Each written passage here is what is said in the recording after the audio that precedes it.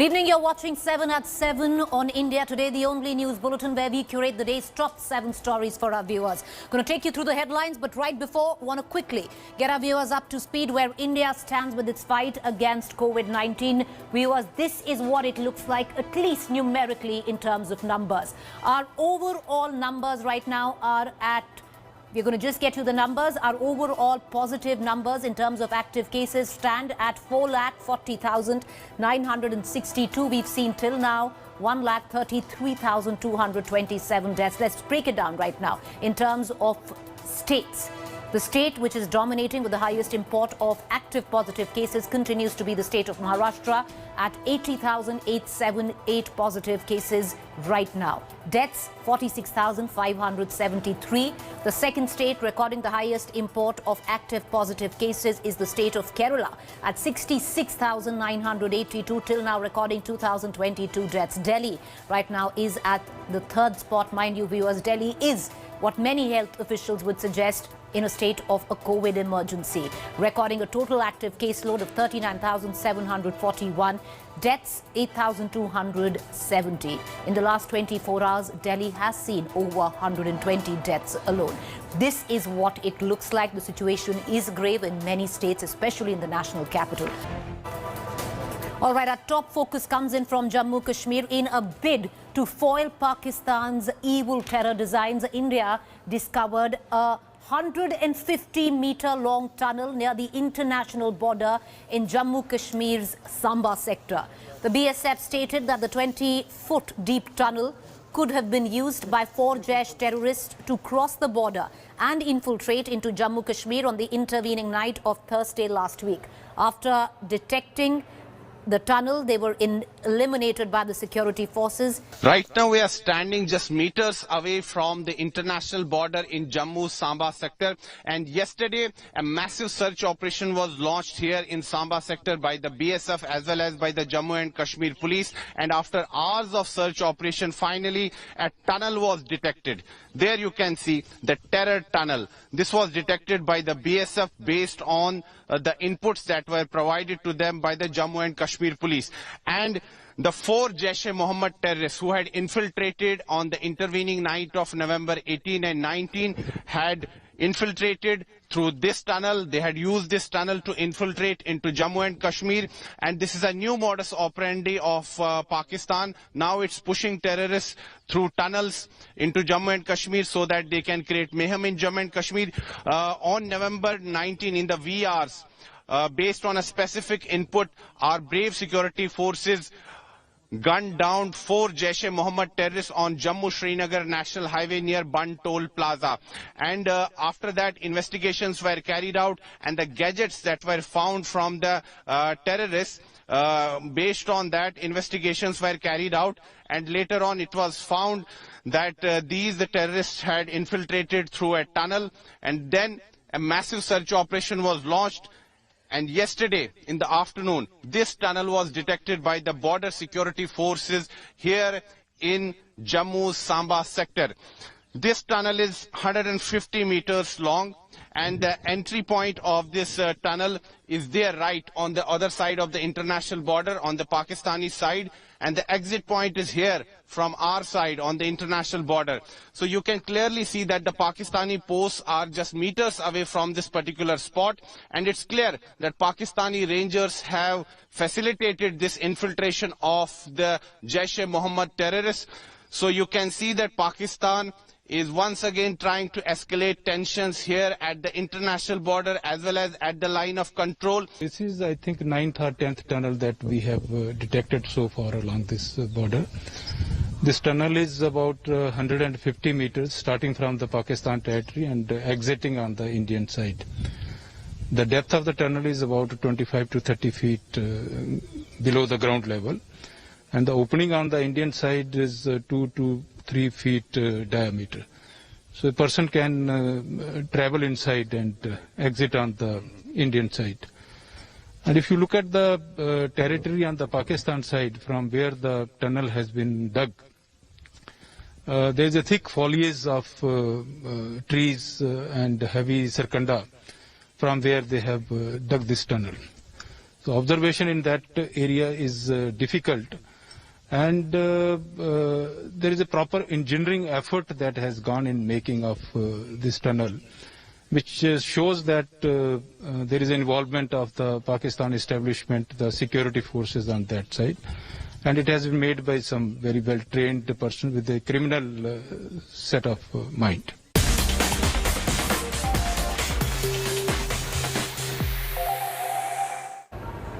Viewers, let's put the focus right now on India battling the next big wave of COVID. There are a lot of states, especially the national capital, in midst of a COVID crisis. Now, at the back of it, the Prime Minister has decided to hold a virtual meet with chief ministers of various states. Prime Minister Modi will be holding two meetings with the CMs. The first meeting is with chief ministers of states that have reported a steep spike in cases. It includes the Chief Minister of Kerala, West Bengal, Haryana, Delhi, Rajasthan, Gujarat and Maharashtra. This meeting will be from 10:30 a.m. to 12 p.m. tomorrow. The second meeting will be with the CMs of all states. The second meeting will cover the COVID-19 situation across the country and also discuss the vaccine distribution strategy. The meeting takes place in the backdrop of a spike in the number of COVID-19 cases across the country, which has prompted certain states to implement new rules to decrease gatherings.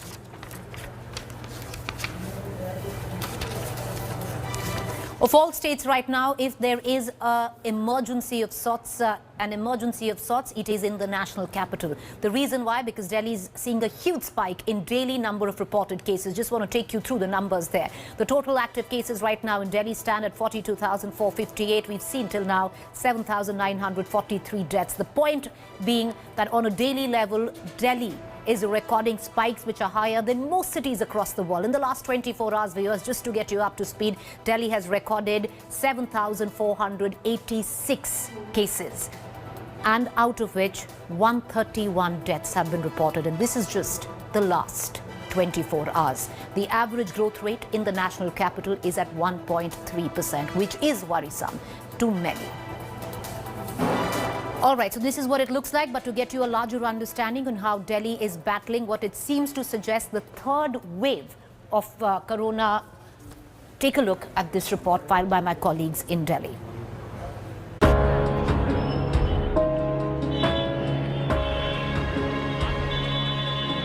An unrelenting surge in coronavirus cases haunts the national capital. A rising caseload isn't the only concern for Delhi. Increasing COVID deaths is another major cause of worry. Delhi's Health Minister Satyendra Jain blamed stubble burning as the reason behind rising toll in the city. Delhi में जो पीछे पराली जलाने की वजह से बहुत pollution हुआ था, उसका कोविड के ऊपर बहुत ही नेगेटिव असर पड़ा था. जिनको कोविड था उसमें काफ़ी लोग धुएं की वजह से काफ़ी सीरियस हुए और उसकी वजह से दिल्ली के अंदर काफ़ी जो कोविड की डेथ हैं बढ़ी. Union Health Minister Dr. Harshvardhan, chalking out the way ahead, said only more tests can help the capital. हमें लगता है कि जैसे टेस्ट वगैरह थे, टेस्ट की संख्या जो है वो जिस तरह से बढ़नी चाहिए थी, उसमें भी जो RT-PCR का टेस्ट ज़्यादा होना चाहिए. अभी हमने दोबारा से मीटिंग करके अभी देखिए RT-PCR की जो कैपेसिटी थी हमने डबल कर दी. टेस्ट जो है वो डबल करने के लिए जो है कहा गया. The Delhi government closed down a few markets that were found flouting social distancing norms, only to withdraw its order later and issued a warning instead.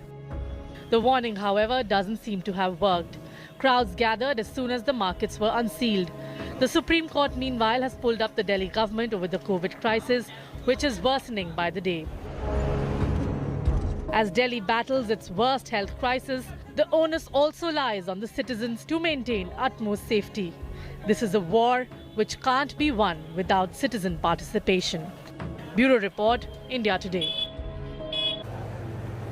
While Delhi is battling a very strong wave of coronavirus, the city of Mumbai is bracing possibly for the next big wave. With that view, the Chief Minister, Uddhav Thackeray in Mumbai, said yesterday that the next wave could be pretty much as bad as a tsunami.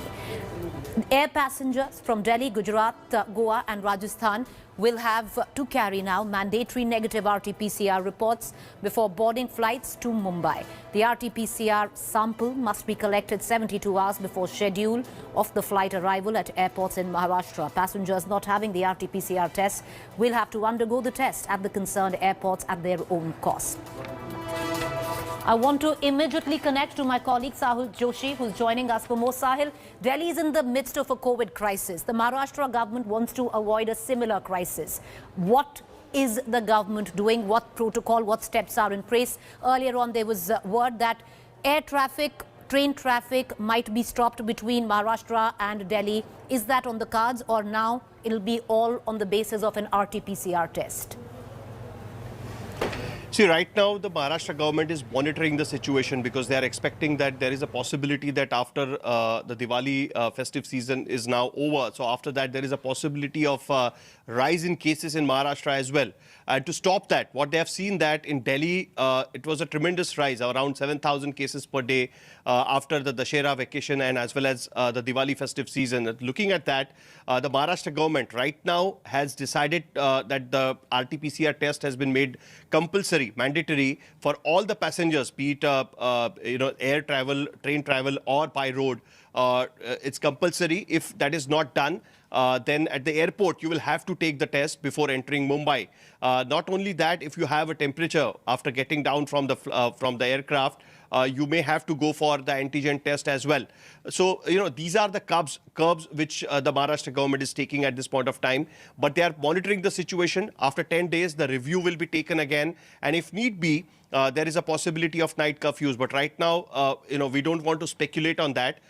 One thing is very clear, that the Maharashtra government has asked all the COVID centers to remain functional fully, because right now the COVID centers, the COVID facilities which were developed in Mumbai and Pune are almost empty because the number of patients have reduced. But the government has asked them to remain fully functional so that in case if there are rise of cases, the new center, the whole procedure should not be done, and that's why these centers have been asked to remain functional fully. So all the precautions are being taken. All right, Sahil, a bit short of time. Appreciate you joining us. We're going to continue to come back to you for more updates. We're just slipping into the next news break coming in. Now, keeping in mind the COVID crisis, especially in the city of Ahmedabad, the night curfew has now been extended, viewers. Ahmedabad will remain in night curfew till the 7th of December. The night curfew has been extended in the city of Ahmedabad till the 7th of December. There was word coming in earlier that possibly curfew might be extended because it was there over the weekend. That has not been. What has happened is that night curfew has been extended now.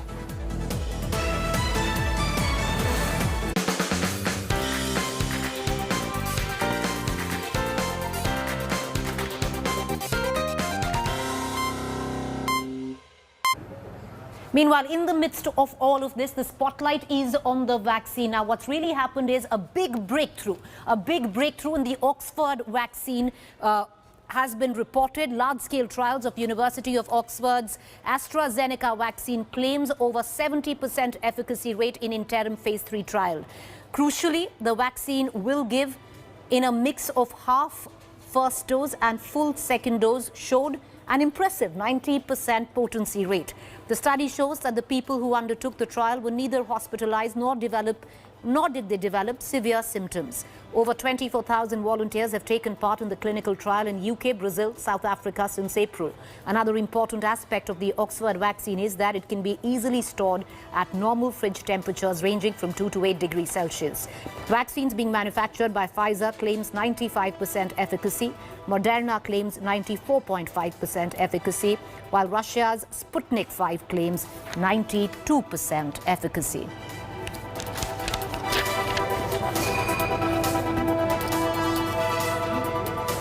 What's happened is, in the city of Hyderabad, municipal elections have turned extremely interesting, but sadly also given a communal color.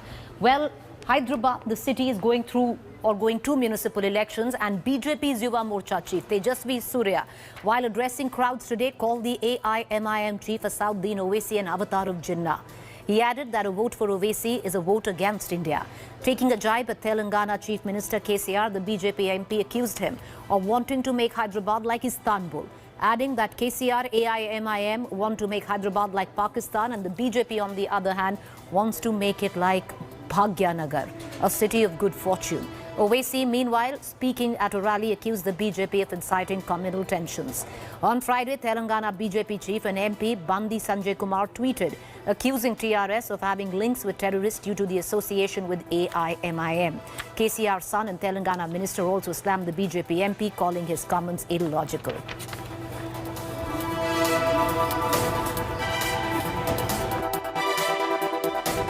If you vote for Owaisi here, Owaisi becomes strong in Maharashtra. If you vote for Owaisi here, Owaisi becomes strong in Bihar. If you vote for Owaisi here, Owaisi becomes strong in a Muslim locality in Karnataka. If you support Owaisi here, Owaisi will become strong in Uttar Pradesh. And what does Owaisi mean? Who is Owaisi? Owaisi is Muhammad Ali Jinnah's new avatar. We must defeat him. KCR जी का vision क्या था? वो हैदराबाद को Istanbul बनाना चाहते हैं। और Istanbul किस राष्ट्र का राजधानी है? टर्की का। और टर्की क्या है? 100% Muslim country, which is why I am not surprised that they are in partnership with MIM, because MIM is a Muslim-only party which wants to make Hyderabad of India look like Hyderabad of Pakistan. We have decided, our sankalp is to not let you make Hyderabad Istanbul. We will make Hyderabad Bhagyanagar. That is our sankalp. अरे भाई, Rohingya अगर हैदराबाद में है तो फिर अमित शाह क्या कर रहे? होम मिनिस्ट्री क्या कर रही? इंटेलिजेंस ब्यूरो क्या कर रहा है? निकालो उनको। हम क्या रोक रहे हैं उनको? हमारे को क्या करना है? नहीं, वोटर लिस्ट में तो बताओ, वोटर लिस्ट चलो निकालो। एक 100 नाम दिखाओ हमारे को इलेक्शन होने तक। मैं चैलेंज कर रहा हूं, 100 नाम दिखाओ तुम, चलो। वो भी नहीं दिखाते। अच्छा, वोटर लिस्ट मैं दारुसलाम में बैठ के बनाता हूं। अब बोलो, दिमाग देखो प्यारों का। क्यों ट्यूबलाइट भी बोलना बेकार है लोगों को। थम्स अप भी नहीं बोल सकते उनको। वोटर लिस्ट मैं बनाता हूं, वोटर लिस्ट आप बनाते हो, voter list election commission of India बनाता है, voter list state election commission बना। नहीं, 40,000, अरे निकालो ना, 1,000 नाम तो दिखाओ। मगर मकसद क्या है कि यहां पर हिंदुओं और मुसलमानों में नफरत पैदा हो जाना। Welcome back. You're watching our fact check segment, the segment where we destroy certain myths masquerading to be facts, especially on social media and WhatsApp platform. Well, there is an image or a small video as well floating about which seems to suggest sloganeering at JNU against Pakistan. Well, this viral video is morphed, is wrong. With that quick fact check, slipping into a quick break. To stay with us, up next is To The Point.